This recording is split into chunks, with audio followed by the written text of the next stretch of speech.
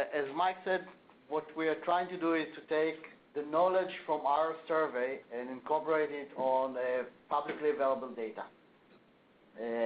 in order to create this forecasting model. And this is kind of the big framework.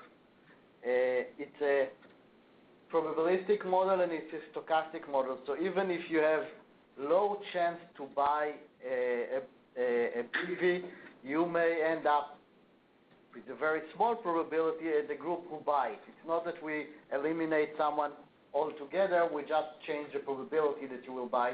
So if you assign a large enough number of cars, there is a chance for everyone to buy, it's just a smaller chance. And that's the way it works. So we start by trying to figure out who are the new car buyers, and from this group, we're trying to figure out who is going to buy a plug-in. Then we are trying to figure out if they buy a plug-in hybrid or a full electric. We're using ArcGIS, as Mike said. We're using Python programming, and you can go back into our script and change, ask, or learn if you want to dive very deep into the beast.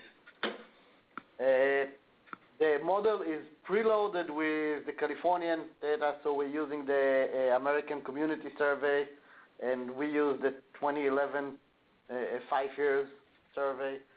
We're using the load data, which is kind of supposed to be everyone who work home and work location without mode and so on. It's based actually, it's not a travel survey, it's actually an employment survey. And we use the street network from TeleAtlas. That's kind of the background data set. More specific data set we are using is the 2012 Culture and Travel Survey. And for the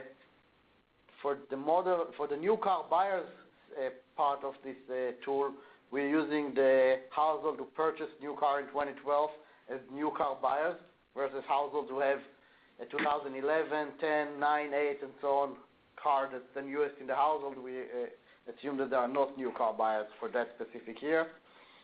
And we are using our surveys, specifically the 2012, 2013 PEV buyers that we did.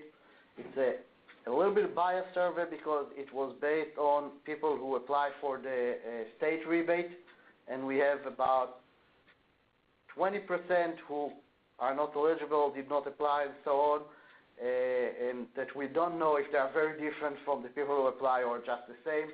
But it's the best we have. We will have a better service in the future, so if we will find that this 20% totally changing the story, which I'm not expecting to happen, we can update the assumptions and the numbers. It's kind of the framework of how all of these pieces are connected together.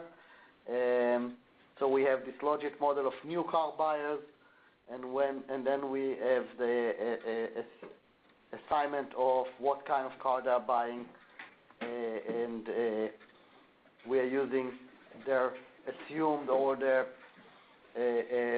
commute distance to decide or to help deciding between PHEVs and BEVs into the location of what they will buy. That's just one snapshot of the tool itself, and Wei will explain much more, but we try to give you what our assumptions are. Our assumptions are about who is buying the cars based on odd ratios of income, for example, and we're explaining a little bit on the right side of what is it doing, and you can change it. When you will change it, we will warn you, hey, you're changing it, you're out of our numbers, you're on your own now. We're taking no responsibility for what will come out if you change the numbers, but you can. And we did some tool validation on current PEV owners. So we calibrate the tool based on the current PEV owners. As we expected, we have some biases because our tool, for example, was not taking into account the impact of HOV stickers on small battery PHEVs, and that's okay. We expect this bias to disappear over the years, so we kind of left it in. Fresno, for example, or the incentive in the essential value were not part of the model, and we see some error there. But in general, we think that this tool is pretty good. These are just two examples of what you can do with the tool in kind of the scenarios part of it. We changed the assumptions that the people who buy new car buyers have the same income distribution as people who buy plug-in cars, meaning plug-in cars price drop to be the same as new car. And we watched how the distribution, the local distribution, this case in Sacramento, change of where these people with plug-in live. And if you change where they live, you change where they commute to, and everything change in the following models later. So you can play with the assumptions on, for example, price. You can play with range. So this model right now discriminates against people who have very long commutes. Will not give them to buy a BV80, but you can change it, and then you will get different markets. And we talked about the limitations. One more limitation that is not here, but it's very important, is that the default is running the entire state together.